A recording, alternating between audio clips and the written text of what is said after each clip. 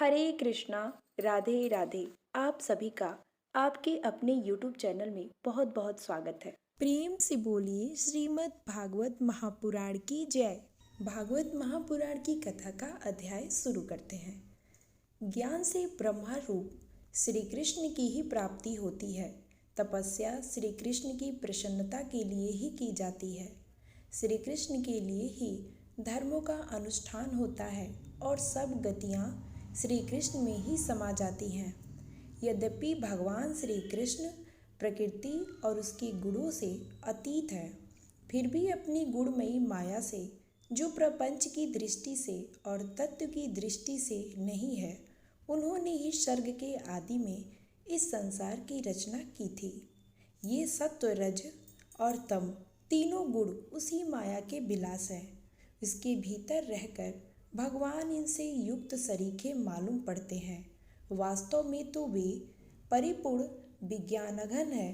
अग्नि तो वस्तु है, एक ही है, परंतु जब वह अनेक प्रकार की लकड़ियों में प्रकट होती है तब अनेक सी मालूम पड़ती है।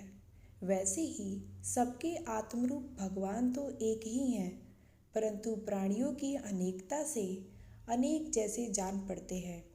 भगवान ही इस सूक्ष्म भूत तन्मात्रा, इंद्रियां तथा अंतकरण आदि गुणों के विकार भूत भावों के द्वारा नाना प्रकार की योनियों का निर्माण करते हैं और उनमें भिन्न भिन्न जीवों के रूप में प्रवेश करके उन योनियों के अनुरूप विषयों का उपभोग करते कराते हैं।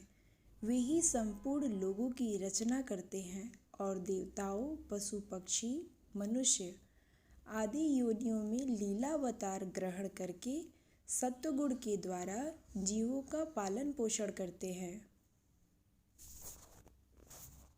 श्री सूत जी कहते हैं, सृष्टि के आदि में भगवान ने लोकों के निर्माण की इच्छा की। इच्छा होते ही उन्होंने महत्व आदि से निष्पन्न पुरुष रूप ग्रहण किया। उसमें 10 इंद्रियां, 1 मन और 5 भूत, ये 16 कलाएं थी। उन्होंने कारण जल में शयन करते हुए जब योग निद्रा का विस्तार किया, तब उनके नाभि सरोवर में से एक कमल प्रकट हुआ और उस कमल से प्रजापतियों के अधिपति ब्रह्मा जी उत्पन्न हुए। भगवान के उस विराट रूप के अंग प्रत्यंग में ही समस्त लोकों की कल्पना की गई है। वह भगवान का विशुद्ध सत्वमय श्रेष्ठ रूप है। योगी लोग दिव्य दृष्टि से भगवान के उस रूप का दर्शन करते हैं। भगवान का वह रूप हजारों पैर, जांघें, भुजाएं और मुखों के कारण अत्यंत विलक्षण है। उनमें सहस्त्रों सिर, 1000 कान, 1000 आँखें और हजारों नासिकाएं हैं। हजारों मुकुट, वस्त्र और कुंडल आदि आभूषण से वह उल्लसित रहता है। भगवान का यही पुरुष रूप, जिसे नारायण कहते हैं, अनेक अवतारों का अक्षय कोश है। इसी से सारे अवतार प्रकट होते हैं। इस रूप के छोटे से छोटे अंश से देवता, पशु पक्षी और मनुष्य आदि योनियों की सृष्टि होती है। इन्हीं प्रभु ने पहले कौमार सर्ग में सनक, सनंदन, सनातन और सनत्य कुमार, इन 4 ब्राह्मणों के रूप में अवतार अत्यंत कठिन अखंड ब्रह्मचर्य का पालन किया।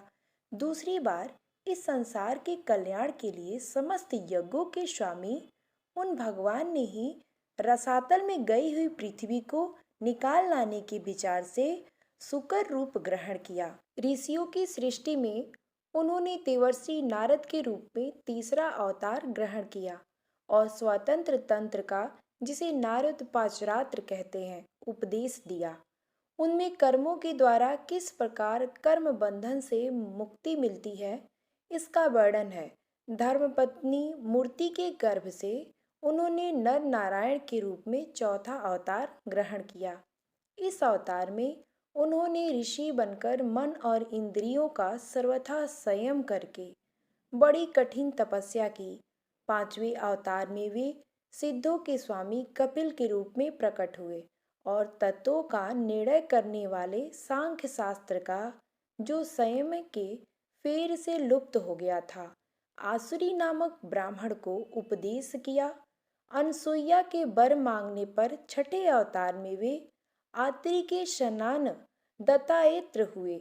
इस अवतार में उन्होंने अलर्क एवं प्रह्लाद आदि को ब्रह्म ज्ञान का उपदेश किया। सातवीं बार रुचि प्रजापति की आकृति नामक पत्नी से यज्ञ के रूप में उन्होंने अवतार ग्रहण किया और अपने पुत्र याम आदि देवताओं के साथ सभायुक्त मन्यवर की रक्षा की। राजा नाभि की पत्नी मेरु देवी के गर्भ से ऋषि व भेद के रूप में भगवान ने आठवां अवतार ग्रहण किया। इस रूप में उन्होंने परमहंसों का वह मार्ग जो सभी आश्रमियों के लिए वंदनीय है दिखाया। ऋषियों की प्रार्थना की। 9वीं बार वे राजा पृथु के रूप में अवतीर्ण हुए। सनकादि ऋषियों इस अवतार में उन्होंने पृथ्वी से समस्त औषधियों का दोहन किया था। इसके यह अवतार सबके लिए बड़ा ही कल्याणकारी हुआ। चाक्षुष मनवर के अंत में जब सारी त्रिलोकी समुद्र में डूब रही थी, तब उन्होंने मत्स्य के रूप में 10वां अवतार ग्रहण किया और पृथ्वी रूपी नौका पर बैठाकर अगले मनवंतर के अधिपति वैवस्वत मनु की रक्षा की। जिस समय देवताओं और दैत्य समुद्र मंथन कर रहे थे, उस समय 11वां अवतार धारण करके कच्छप रूप में भगवान ने मंदराचल को अपनी पीठ पर धारण किया। 12वीं बार धन्वंतरी के रूप में अमृत लेकर समुद्र से प्रकट हुए और 13वीं बार मोहिनी रूप धारण करके दैत्यों को मोहित करते हुए देवताओं को अमृत पिलाया। 14वें अवतार में उन्होंने नरसिंह रूप धारण किया और अत्यंत बलवान दैत्यराज हिरण्यकश्यप की छाती अपने नखों से अनायास इस प्रकार फाड़ डाली जैसे चटाई बनाने वाले सीख को चीर डालता है। 15वीं बार वामन का रूप धारण करके भगवान दैत्यराज बलि के यज्ञ में गए। वे चाहते तो एक त्रिलोकी का राज्य, परंतु मांगी उन्होंने केवल 3 पग पृथ्वी। 16वें परशुराम अवतार में जब उन्होंने देखा कि राजा लोग ब्राह्मणों के द्रोही हो गए हैं, तब क्रोधित होकर उन्होंने पृथ्वी को 21 बार क्षत्रियों से शून्य कर दिया। उसके बाद 17वें अवतार में सत्यवती के गर्भ से पराशर जी के द्वारा वे व्यास के रूप में अवतीर्ण हुए। इस समय लोगों की समझ और धारणा शक्ति का देखकर अपनी वेद रूप वृक्षों की कई शाखाएं बना दी। 18वीं बार देवताओं का कार्य संपन्न करने की इच्छा से उन्होंने राजा के रूप में राम अवतार ग्रहण किया और सेतु बंधन, रावण वध आदि वीरतापूर्ण बहुत सी लीलाएं की। 19वें और 20वें अवतारों में उन्होंने यदुवंश में बलराम और श्री कृष्ण के नाम से प्रकट होकर पृथ्वी का भार उतारा। उसके बाद कलयुग आ जाने पर मगध देश बिहार में देवताओं के द्वेषी दैत्यों को मोहित करने के लिए अजन के पुत्र रूप में आपका बुद्धा अवतार होगा। उसके भी पीछे अब कलयुग का अंत समीप होगा और राजा लोग प्रायः लुटेरे हो जाएंगे। तब जगत के रक्षक भगवान विष्णु यश नामक ब्राह्मण के घर कल्कि के रूप में अवतीर्ण होंगे।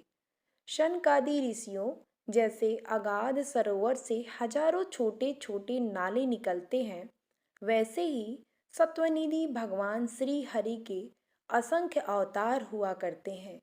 ऋषि, मनु, देवता, प्रजापति, मनुपुत्र और जितने भी महान शक्तिशाली हैं, वे सब के सब भगवान के ही अंश हैं। ये सब अवतार तो भगवान के अंशावतार अथवा कालावतार है, परंतु भगवान श्री कृष्ण तो स्वयं भगवान अवतरी है।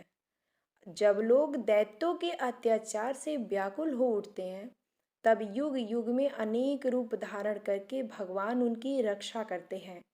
भगवान के दिव्य जन्मों की यह कथा अत्यंत गोपनीय रहस्यमयी है। जो मनुष्य एकाग्रचित्त होके नियम पूर्वक सायंकाल और प्रातःकाल प्रेम पूर्वक से इसका पाठ करता है, वह सब दुखों से छूट जाता है। प्राकृत स्वरूपित चिंतमय भगवान का जो स्थूल जगतकार रूप है, यह उनकी माया के महत्वादी गुणों से भगवान में ही कल्पित है।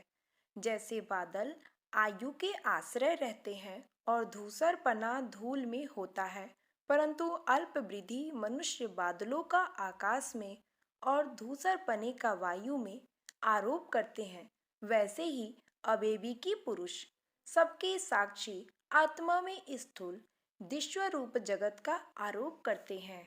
इस स्थूल रूप से परे भगवान का एक सूक्ष्म अव्यक्त रूप है, जो न तो स्थूल की तरह आकारादि गुणों वाला है और न देखने सुनने में ही आ सकता है। वही सूक्ष्म शरीर है।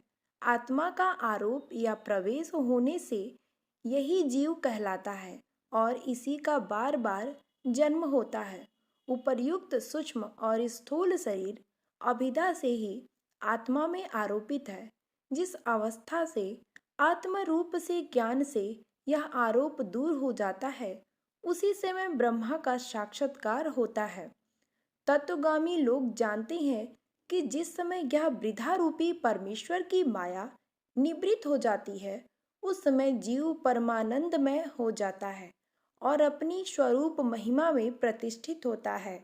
वास्तव में जिनके जन्म नहीं है और कर्म भी नहीं है, उन हृदयेश्वर भगवान के अप्राकृत जन्म और कर्मों का तत्वगामी लोग इस प्रकार वर्णन करते हैं, क्योंकि उनके जन्म और कर्म वेदों के अत्यंत गोपनीय रहस्य हैं।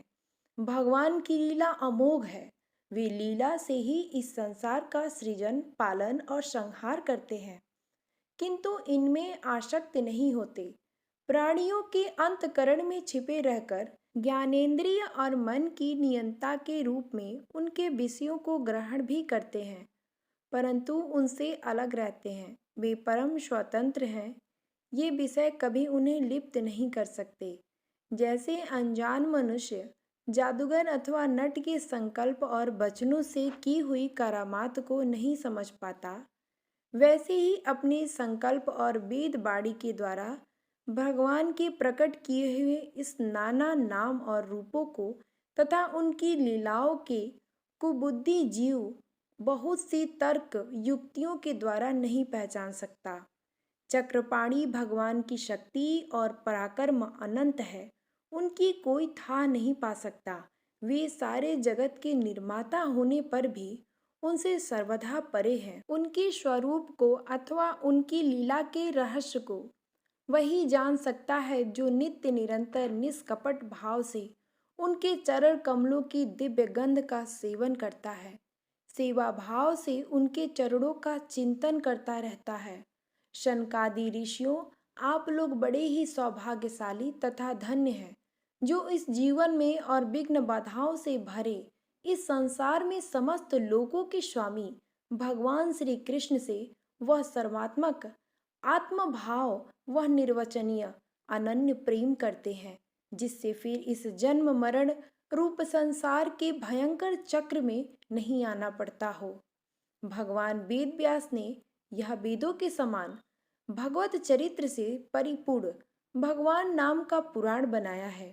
उन्होंने इस बाघ लीला कल्याणकारी और महान पुराण के लोगों के परम कल्याण के लिए अपने आत्मज्ञान शिरोमणि पुत्र को ग्रहण कराया, जिसमें सारे वेद और इतिहासों का सार सार संग्रह किया गया है।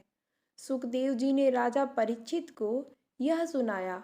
उस समय वे परम महर्षियों से घिरे हुए आमरण अनशन का व्रत लेकर गंगा तट पर बैठे हुए थे। भगवान श्री कृष्ण जब धर्म और ज्ञान आदि के साथ अपने परम धाम को पधार गए, तब इस कलयुग में जो लोग अज्ञान रूपी अंधकार से अंधे हो रहे हैं, उनके लिए यह पुराण रूपी सूर्य इस प्रकट रूप हुआ। शनकादि ऋषियां जब महातेजस्वी श्री सुखदेव जी महाराज वहाँ इस पुराण की कथा कह रहे थे, तब मैं भी वहाँ बैठा था। वहीं मैंने उनकी कृपापूर्ण अनुमति से इसका अध्ययन किया। मेरे जैसा अध्ययन है और मेरी बुद्धि ने जितना जिस प्रकार ग्रहण किया है उसी के अनुसार इसे मैं आप लोगों को सुनाऊंगा। श्रीमद् भगवत पुराण का अगला अध्याय हम लोग कल सुनेंगे। कहानी पसंद आए तो वीडियो को लाइक करें।